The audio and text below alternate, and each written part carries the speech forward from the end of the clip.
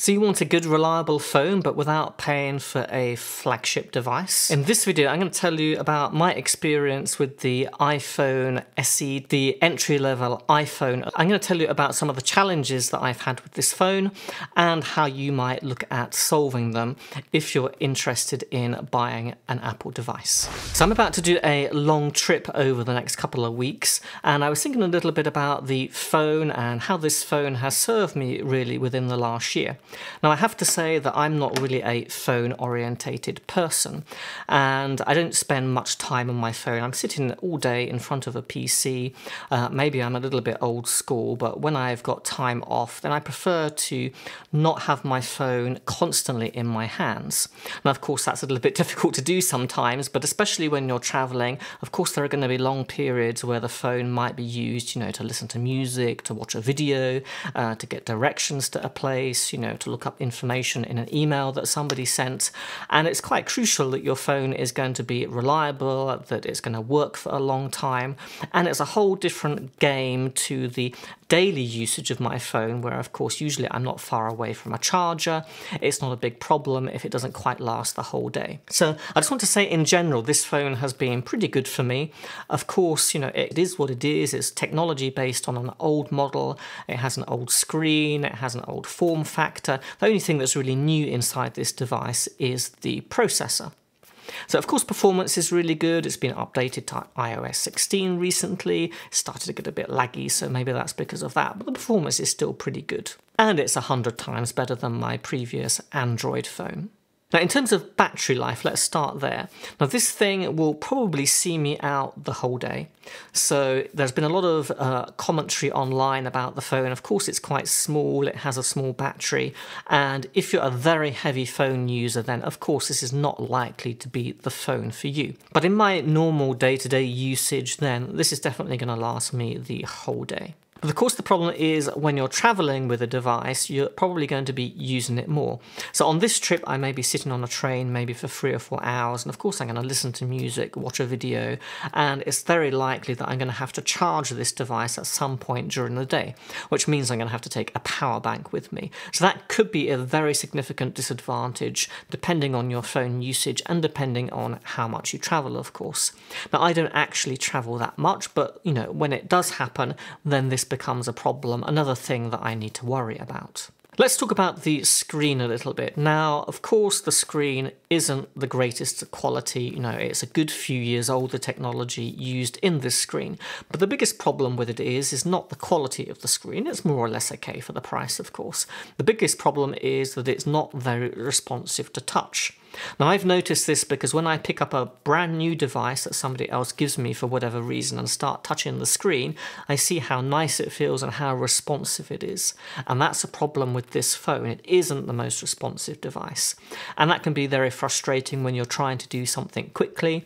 I use swipe touch typing quite often as well, and it can be a bit problematic with that. Sometimes you have to press a couple of times to get it to respond. And that can be quite annoying if you're trying to do something quickly. So that's also something else to bear in mind with this phone. The other thing that I wanted to say about it, of course, going to be very important for many people, especially those that are traveling, is the camera. Now, in my initial kind of review on my own channel about this phone, I said that the camera is adequate. And it is adequate, but it's only just adequate. Of course, if you're in a situation where there's a lot of light, then the pictures are not bad, but the resolution is a bit low. It certainly doesn't match up to a flagship phone from Apple or any other smartphone company for that matter. Of course, the real problem comes here is in low light situations. At dusk or at night, then you're going to get very grainy pictures. If you try to take a photograph indoors in the evening, even with relatively normal room lighting, then it's going to be kind of grainy and it's not going to be a great quality picture. And it kind of, you lose focus a bit, and you can see that definitely this has been taken on a smartphone that's using technology from a good few years ago. So if you want to capture those memories and you want to be sure you've got great quality photographs, then again, this is probably not going to be the phone for you, of course. For me, it's not such a huge problem because I carry a separate camera with me most of the time if I'm looking for good quality photographs. But of course, many people just want a device that does everything. I'll quickly mention video on this device. The video quality is great, but of course it does require a lot of light and it can film really good quality 4K video as well. So after a year of using the iPhone 2020 SE, I would say that, if you're on a tight budget, if you really can't bring yourself to spend a lot of money on a flagship device, and if you really want to have an Apple device, which I would highly recommend, by the way, then I think, this is still something that you might consider as long as you understand its limitations. And of course, you get what you pay for at the end of the day.